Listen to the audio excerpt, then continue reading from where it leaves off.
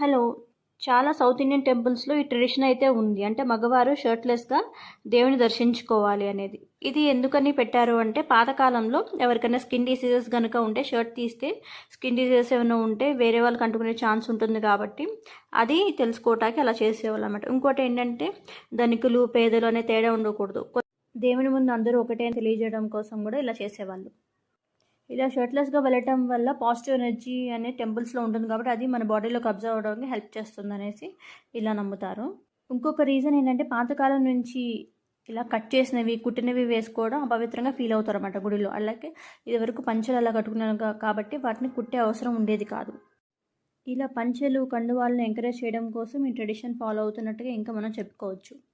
ఎప్పటినుంచో వస్తున్న ఈ ట్రెడిషన్‌ని ఫాలో అవడంలో తప్పేం లేదు. కానీ ఇలా చేస్తే స్కిన్ డిసీజెస్ స్ప్రెడ్ అయ్యే ఛాన్స్ ఎక్కువ ఉంటుంది కాబట్టి మారుతున్న కాలంతో కొన్ని మార్పులు, చేర్పులు ఉంటే మంచిది. వీడియో నచ్చితే